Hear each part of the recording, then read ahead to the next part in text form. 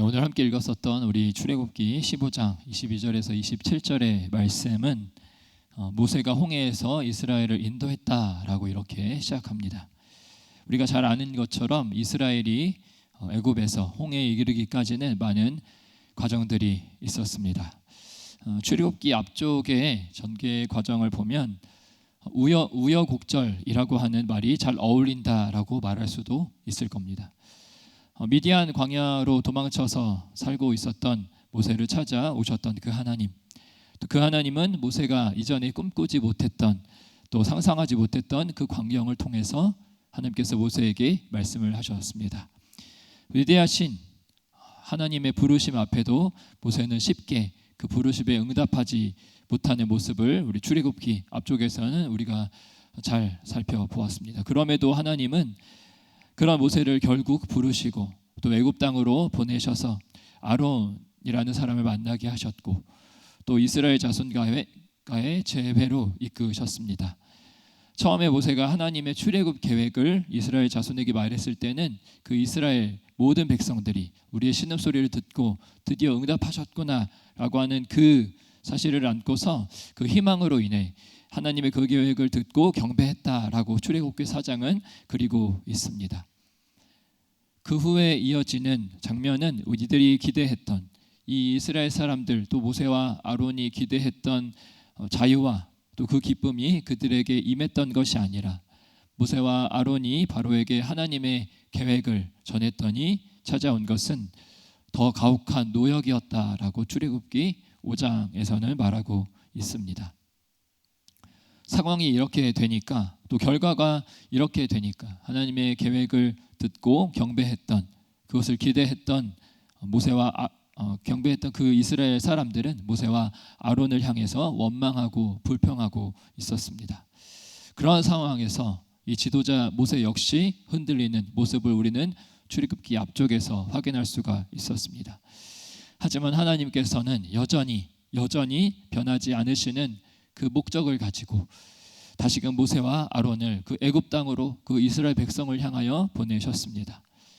그 후에 어떤 일이 일어났는지 우리는 역시 잘 알고 있습니다. 10가지의 재앙이 애굽 땅에 펼쳐지지요. 그 재앙이 한 번씩 일어날 때마다 애굽과 바로는 흔들리는 것 같았습니다. 모든 과정 가운데 쉬운 일은 하나도 없었습니다. 상황과 결과에 사람들의 마음이 이리저리 흔들렸고 그 가운데 하나님을 향한 사람들의 시선, 그 하나님을 향한 그 마음 역시 계속해서 흔들렸습니다. 애굽을 나와서 홍해라는 그 앞에 섰을 때조차도 끝나지 않은 어려움이 그들을 닥쳐왔습니다. 이제 결국 이스라엘은 이 홍해 바다를 건너왔을 때 오늘 읽지는 않았지만 출애굽기 15장 앞부분은 모세의 노래 그리고 미리암의 노래라고 하는 찬송을, 개인 찬송을 기록하고 있습니다. 하나님의 승리하심을 모세와 미리암이 마치 이 민족의 대표로서 큰 소리로 외치고 또 찬송하고 있는 장면을 이 출애굽기 15장 오늘 본문 앞부분에서 그리고 있습니다. 그러면서 이스라엘 모든 이들이 하나님의 승리하심을 충분히 누린 것 같아 보였던 것이 바로 오늘 본문의 앞장면 출애굽기 15장이었습니다. 오늘 저와 함께 읽었었던 오늘 본문은 이러한 분위기 속에서 시작하는 장면입니다. 출애굽기 1장 이후로 아마도 가장 희망차고 하나님의 위대하심 또 하나님께서 이 백성 가운데 승리를 내려주신 그것이 가장 크게 드러나는 시점이 아닐까 생각됩니다. 될 것처럼 하던 이때까지의 여정을 그 어려움들을 마무리하는 것처럼 이 15장의 모세와 미리암의 이 찬송시는 또 노래는 그 절정을 보여주는 것 같았습니다. 그래서 이스라엘의 발걸음도 더욱더 이전보다 힘찼을 겁니다. 어디든 갈 수 있을 것 같은 또 어떤 어려움도 어떻게 이겨낼 수 있을 줄 알았을 겁니다. 모세가 홍해에서 이스라엘을 인도해냈고 이제 스루 광야라고 하는 이 곳에 이르게 되었습니다. 이들은 3일 동안 걷고 또 걸었다라고 말합니다. 그리고 홍해라는 큰 바다, 큰 물을 지나왔던 이들에게 첫 번째 찾아온 상황이 바로 물을 얻지 못했다라고 하는 말씀이었습니다. 마라라는 곳에 이르렀을 때 이들 앞에는 물이 있었지요. 그래서 많은 사람들이 3일 동안 아무것도 먹지 못한 이 사람들이 허겁지겁 그곳의 물을 마셔댔을 겁니다. 처음 시도했던 그 물을 처음에 마시기 시작했던 사람들이 점점 하나둘씩 힘들어하며 그 물을 뱉어내기도 하고, 또 어떤 사람들은 큰 소리로 비명까지 쳤을 겁니다. 그래서 이제 사람들은 그 물은 도저히 먹을 수 없겠다라고 하는 그런 물이라는 것을 다 모두가 알아차리게 되죠. 최소 3일을 먹지 못한 이들이 이제 먹을 수 있을 정도가 아니라고 판단한 이 물 앞에서 이 사람들이 할 수 있는 것은 아무것도 없었습니다. 앞으로 어떻게 해야 할지 이들은 막막했을 겁니다. 이러한 상황, 어려움이 닥쳐오고 또 굶주림과 목마름이라는 극한의 상황까지 몰리니까 어떻게 이전에 어떤 일들을 이들이 경험했고 어떤 어려움들을 지나왔는지, 어떤 과정들을 경험했고 여기까지 왔는지, 그 모든 것이 말 그대로 과거의 일이 되어 버렸습니다. 여기까지 이끌고 온 모세에게 따지고 불평하는 것밖에는 이들이 할 수 있는 것은 없어 보였습니다. 모세 역시 이러한 어려움 가운데 25절은 모세 역시도 여호와께 부르짖었다라고 기록하고 있습니다. 그러나 모세에게 하나님은 한 나무, 모세가 충분히 던질 수 있는 크기의 나무를 보여주셨고, 모세는 그 나무를 그 물에 던지니 이제 더 이상 물이 쓰지 않고 마실 수 있는 달아서 맛도 좋은 그런 물이 되었다라고 말씀을 기록하고 있죠. 그리고는 하나님은 이들에게 또 하나의 계시를 알려주시는데, 그것이 바로 26절에 말씀하듯이 나는 너희를 치료하는 여호와임이라 라고 말씀하고 있습니다. 하나님은 이 출애굽기뿐만 아니라 앞서 창세기에서도 그때그때 필요한, 또 그 순간에 적절하고 알맞은 그런 하나님의 모습, 또 하나님의 이름을 사람들에게 알려주셨습니다. 출애굽기 3장에서는 아무것도 스스로 할 수 없어 보였고, 또 과거도 미래도 갖지 못한, 그래서 이 모세에게도 스스로 있는 자로 나타내셨지요. 그리고 6장에 넘어가면 아브라함과 이삭과 야곱에게는 전능의 하나님, 곧 엘샤다이 하나님으로 나타나셨는데, 이제 새로운 세대에게는 여호와라는 이름으로 알리겠다라고 말씀을 하고 있습니다. 그래서 아무것도 가진 것이 없어 보였던 모세를 통하여 스스로 계신 자 여호와 하나님은 모세를 통해 여기까지 이스라엘을 이끌어 오셨던 것을 우리는 잘 알고 있습니다. 이렇게 하나님은 하나님의 이름을 통해 그 상황 속에서 어떻게 일하시며 어떤 하나님으로 그 사람들에게 그 시대에 어떻게 나타나실지를 하나님께서 계시하는 이름과 그 모습을 통해 우리는 잘 기억하고 있습니다. 그래서 때로는 우리가 하나님의 이름을 들으면 특정한 장면이 떠오를 만큼 하나님의 이름에 명확하게 쓰여진 그 하나님의 역사하심을 우리는 잘 기억하고 있습니다. 오늘 여기 이스라엘이 3일 동안 걸어서 도착했던 마라라고 하는 이 쓴물 앞에서 원망했던 이스라엘에게 하나님은 그 자신을 나는 너희를 치료하는 여호와라고 소개하고 있습니다. 하나님께서 이렇게 소개해주고 있는 것이 얼마나 우리에게 큰 은혜인지 모릅니다. 이렇게 직접적으로 하나님의 이름을 알려주는 것 외에도 여러 일들을 통해 우리는 하나님이 어떤 분이신가 하는 것을 알 수 있습니다. 거기서 하나님의 성품을 발견하기도 합니다. 거기서 하나님의 계획을 발견하기도 하며 나를 향한 하나님의 약속이 무엇인지를 때로 발견하기도 합니다. 또 그런 일들 가운데에서 하나님의 생각들을 발견하게 되고, 또 그 가운데 우리는 하나님을 더 알아가며 그렇게 우리는 하나님께 더 가까이 나아가는 그 은혜를 우리의 삶 속에, 또 우리 인생의 길 가운데 우리는 경험했었습니다. 하지만 역시 우리는 본질적으로 부족하고 연약하여서 그런 하나님의 성품과 모습을 다 이해할 수 없고 우리 인생으로, 우리의 표현으로, 우리의 그 찬양으로, 우리의 고백으로 그 하나님의 그 은혜들을, 하나님의 모습을 다 담을 수가 없지요. 그래서 이 치료하는 하나님이라고 하면 우리는 때로 우리가 아플 때만, 힘들 때만 찾기도 합니다. 우리에게 치료가 필요할 때만 찾게 되기도 합니다. 아프다고 생각되지 않을 때에는, 혹은 필요하지 않다고 여길 때에는 찾지 않게 되는 우리의 연약한 모습도 기억을 할 수가 있지요. 오늘 말씀에 드러나는 이스라엘 자손의 모습이 바로 이랬습니다. 출애굽의 그 과정을 겪으면서 홍해를 건너왔으면서 쓴 물 앞에서 원망밖에 할 수 없는 본질적으로 노예였던 이들의 모습을 오늘 말씀은 여실히 보여주고 있습니다. 노예였던 이들은 능동적인 모습이 없었습니다.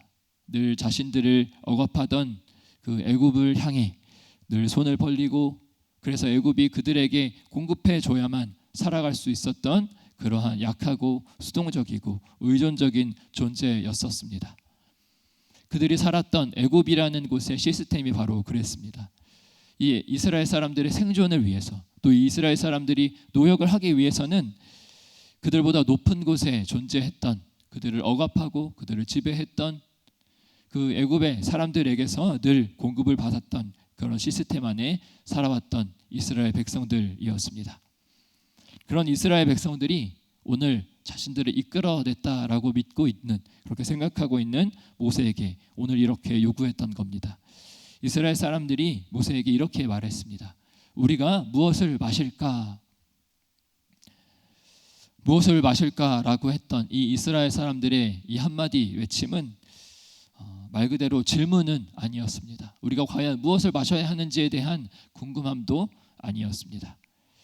우리를 이끌고 있었던 그 모세에게 우리의 책임을 전가하는 그들의 요구가 담긴 그들의 말이었습니다. 더 나아가서 이 요구는 단지 무엇을 마실까 하는 마시는 문제 이상의 이야기가 담겨져 있었습니다. 우리가 무엇을 마실까 하는 것은 앞으로 우리가 어떻게 살아가야 하느냐라는 것에 대한 질문이었지요. 이 이스라엘 백성들은 출애굽 여정 속에서 자주 보이는 그들의 모습은 바로 원망과 불평이었습니다. 그 가운데 그들의 태도와 그 모습을 보면, 또 그들이 했던 말들을 보면 그들이 늘 품고 있었던 것이 바로 애굽에서의 노예 시절이었던 것을 우리는 잘 알고 있지요. 앞으로 어디로 가야 할지 모르고 어떻게 해야 할지 몰라서 틈만 있으면 그들이 전에 거주했었던 애굽을 향한 그 생각들이 일어나고, 또 그곳을 향한 때로는 향수를 보이던 이들은 오늘 이렇게 모세에게 우리는 무엇을 마실까 하며 물었던 그 질문은 단지 지금 우리가 마실 수 있는 것이 없다, 여기 있는 물마저도 마실 수가 없다, 그러니 우리가 마실 물을 구해와라 정도의 요구가 아니었습니다.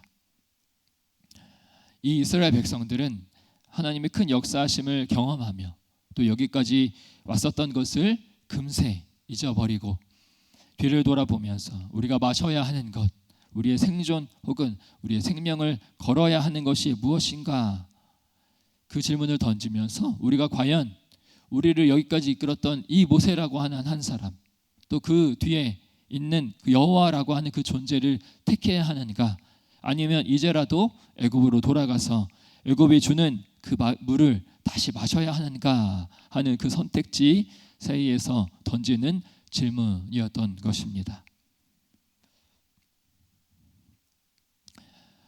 요한복음 4장에 이런 장면이 펼쳐집니다. 요한복음 4장에는 사마리아 여인이 등장하지요. 그 여인과 예수님의 대화 중에 이러한 질문을 여인이 예수님께 던지게 됩니다. 우리 조상들은 이 산에서 예배하였는데 당신들의 말은 예배할 곳이 예루살렘에 있다고 말한다라고 하면서 그 여인이 예수님께 당신은 둘 중에 어느 것을 택하겠는가라고 하는 질문을, 여인이 예수님께 질문을 던지는 겁니다. 그 여인은 둘 중에 어느 것이 맞다고 당신은 여기는가라고 하는 질문을 예수님께 던졌던 것이죠. 그때 예수님은 여인이 질문했던 그 둘 중에 하나, 어느 쪽이 더 좋겠다라고 하는 그 답을 하지 않으셨습니다. 그 여인의 질문에 대한 가장 첫 번째 답은 바로 나를 믿으라라는 것이었습니다. 그 여인이 제시한 선택지에는 답이 없다. 그 답이 없는 논쟁을 그치고 그들의 조상들 또 유대인들의 그 말 사이에서 그 논쟁을 그치고 나를 믿으라라고 하는 것이었습니다.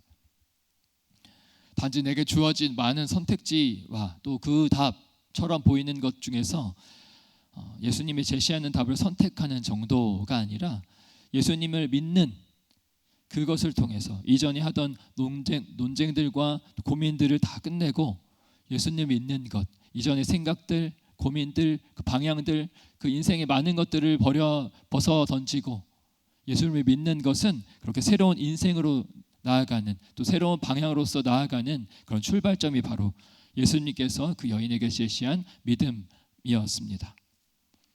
오늘 여기 마라라고 하는 쓴물 앞에서 하나님께서 이 이스라엘 백성들에게 제시한 것도 바로 새로운 백성으로서의 삶이었습니다.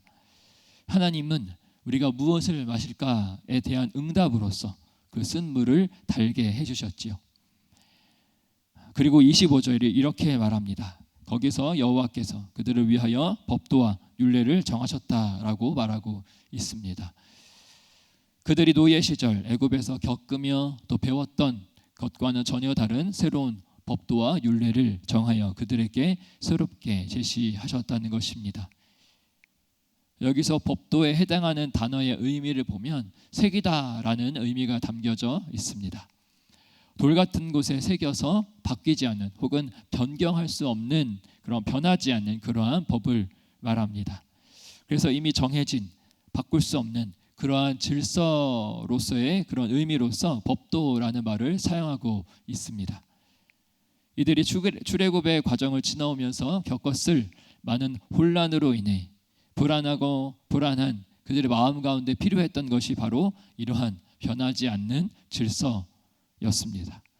그래서 그 법도와 율례를 정하셨다라고 하시면서 하나님은 26절에 이렇게 말씀합니다. 나 여호와의 말을 들어 순종하고 내가 보기에 의를 행하며 내 계명에 귀를 기울이며 내 모든 규례를 지키면 내가 애굽 사람에게 내린 모든 질병 중 하나도 너희에게 내리지 않겠다라고 말씀합니다.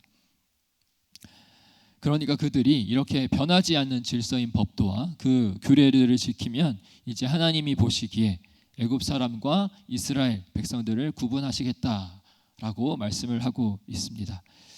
이 이스라엘 백성들은 우리가 잘 알고 있듯이 틈만 나면 과거로 힘들 때마다 애굽으로 그 노예 시절로 돌아가려던 그 마음을 향해 하나님께서는 오늘 법도와 규례를 주시면서 너희를 애굽 사람과 구분하여 그 애굽 사람에게 임했던 그 질병들, 그 심판들을 너희에게 임하지 않게 하겠다라고 말씀하고 있는 것입니다. 그러면서 그들에게 나타내 보이시는 것이 바로 나는 너희를 치료하는 여호와임이라라는 말씀입니다. 이스라엘 백성들이 하나님께 어떤 치료를 요구했던 것도 아니었습니다. 그러나 하나님은 이들을 치료하시겠다라고 말씀합니다. 앞서 말씀드렸듯이 우리는 아플 때만 또 치료가 필요할 때만 그 하나님을 찾기도 합니다. 그러나 치료하시는 여호와 라파의 하나님은 단지 내가 그 아픈 곳을 치료해 줄게 혹은 내가 안아줄게 안 아프게 해줄게 정도의 의미에서 그치지 않습니다. 출애굽기 3장에서 나는 스스로 있는 자라고 하시면서 하나님께서 드러내셨던 것처럼 하나님의 이름 혹은 하나님의 모습은 단지 능력적인 것에 제한되지 않습니다. 라파라고 하는 것은 지속적인 성격이나 또 정체성 또 본질적 특성을 나타내면서 또 나는 본질적으로 치료자이다 라고 하는 의미가 담겨져 있습니다. 또 내 존재는 치유의 하나님이다 라고 말씀하시는 것과 같습니다.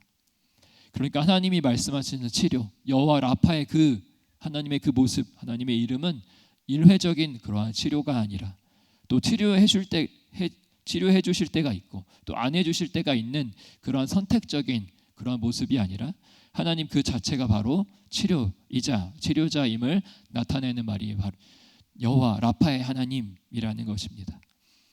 다시 말해서 하나님께 나아가는 것, 하나님과 함께하는 것, 하나님의 임재와 하나님의 동행, 또 하나님의 그 말씀 자체가 우리에게는 치료가 되겠다라고 하시는 그 말씀인 것이지요. 그래서 이 이스라엘 백성들에게 하나님의 법도와 규례를 주시며 그렇게 살라는 것은 이제 치료받은 백성의 모습으로 살라는 것과 같다고 볼 수가 있습니다. 이들에게 치유를 약속하셨던 하나님께서 또 지켜야 하는 수많은 법을 주셔서 그들을 구속하시고 그들의 행동을 제약하시고 제한하시고 왜 억압하시는가, 그냥 놔두시면 안 되는가 하는 관점들도 있습니다. 하지만 하나님께서는 진정으로 그들에게 치료의 하나님, 또 여호와 라파의 하나님이 되시기 위해서 그들을 하나님께로 인도해야 할 것이 있었는데 그것이 바로 모세의 역할이었고 또한 그것이 법도와 규례였던 그 하나님의 말씀이었습니다. 그래서 오늘 이 마라의 쓴물이 달리에 변했던 것처럼 이들의 사고와 사상과 이들의 말과 행동과 생각들이 하나님의 법과 말씀으로 인하여 변화되어 결국에는 하나님의 백성다운 모습으로 사는 것, 그것이 치료하는 여호와이신 것을 나타내는 것입니다. 이렇게 출애굽기를 통하여 결국 하나님은 끝까지 애굽의 노예였던 그들의 모습을 계속해서 내려놓지 못하고 붙잡았던 그 백성의 모습을 향하여 조금씩 변화시키시고 치료하시며 그들의 몸과 마음을 여호와 라파의 하나님으로서 치유하시는 그 하나님을 우리는 출애굽의 그 과정을 통해 함께 확인할 수가 있습니다. 지난주부터 여름 사역이 시작되었습니다. 우리가 늘 기도하는 제목 중에 하나가 이번 여름 사역이 한 번의 행사, 지나가는 행사로 끝나지 않게 해달라는 것입니다. 오늘도 함께 기도하실 텐데요. 계속해서 이번 여름 사역을 기도하실 때마다 그 치료하시는 하나님, 여호와 라파의 하나님을 기억하며 기도해 주시기를 바랍니다. 하나님의 치료는 그때그때 필요할 때마다 약 발라주고 약 먹여주는 그러한 치료와는 본질적으로 다릅니다. 물론 우리는 연약하여 하나님의 치유와 손길이 때마다 필요하고 하나님의 위로하심과 안아주심이 날마다 필요하지요. 힘들 때마다 필요합니다. 그래서 우리는 매주 하나님의 말씀을 듣기도 하며 예배하고 또 찬양하며 기도하는 중에도 하나님의 은혜로 치유함을 경험하며 다시 일어나기도 합니다.